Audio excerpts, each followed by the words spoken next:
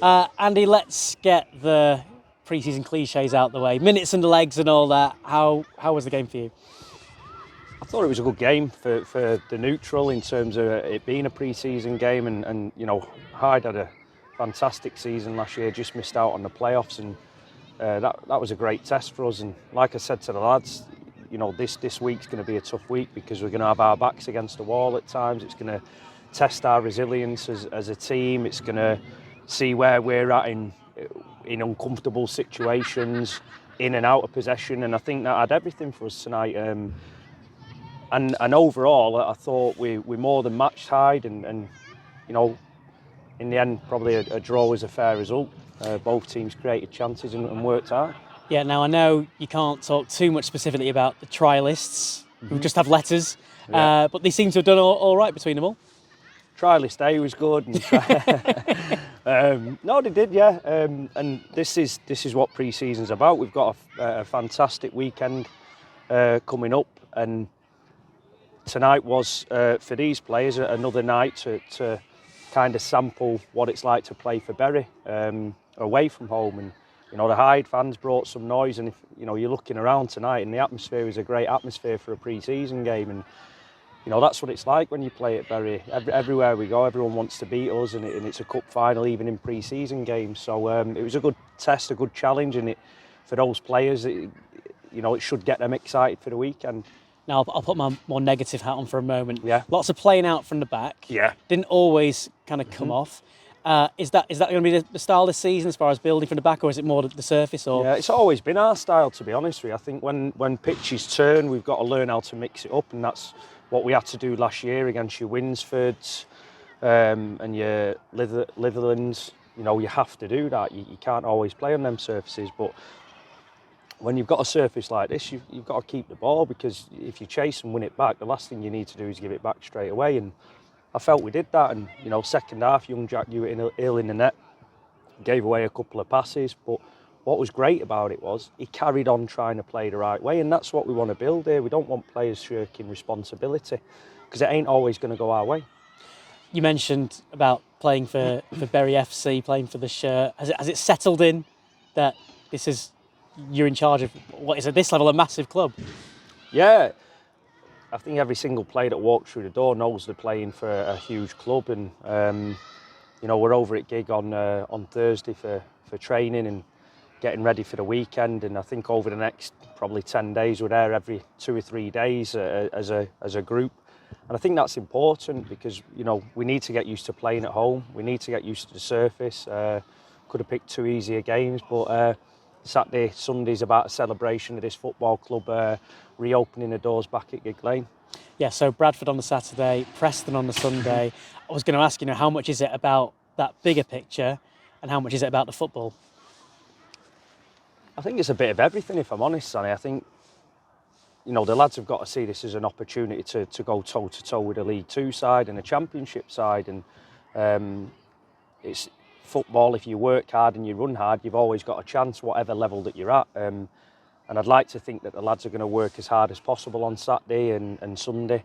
And then it's just about that, you know, that game management and that understanding of how to break down professional teams. But you know, I've been on the other side of that as a pro, playing against non-league sides, and you know, if you work hard, you can get results, and that's all we'll be looking for. It's a different one.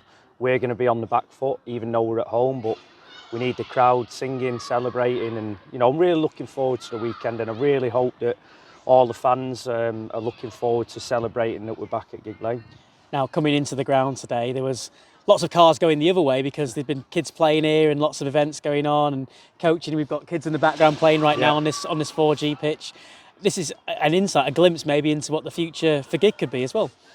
Yeah, these 4G pitches make it so that you're self-sustainable as a football club, and allows you to build a community around your football club and bring extra revenue in, but also put bums on seats on a match day. So, you know, models like this and other teams like, you know, up and down the country, they are thriving off working with the community. And I think our biggest aim now as a football club is we need everybody out from the schools now, from the towns. You know, we've got an open training session where we want all the kids to come and, you know, spend time watching the lads train for an hour or so and really get involved for the coming season.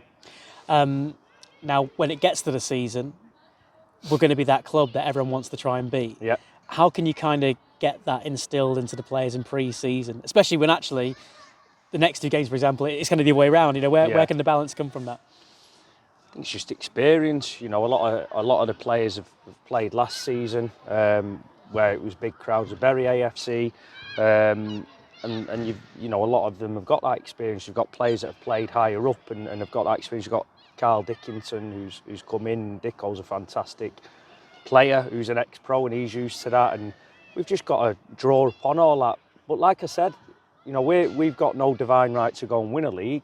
We've got to work hard and put the graft in, and you see the lads after the 45 minutes again tonight putting work in, and then the second half team again. You know, we've had a real positive 7 days. You know, we worked hard last Monday, last Thursday, played Saturday, worked hard last night, really hard in training even though we had a game tonight. So, you know, we knew that the lads were going to be a little bit leggy coming into tonight's game from last night's training session, but they've shown great spirit and you know, real hunger to want to win a game.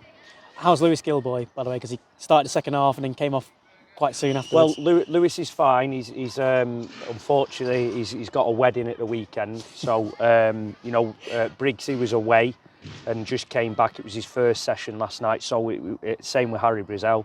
So we didn't really want to kind of force them two into a game straight away after training last night. However, you know, Harry knows the style of play, how we want to play.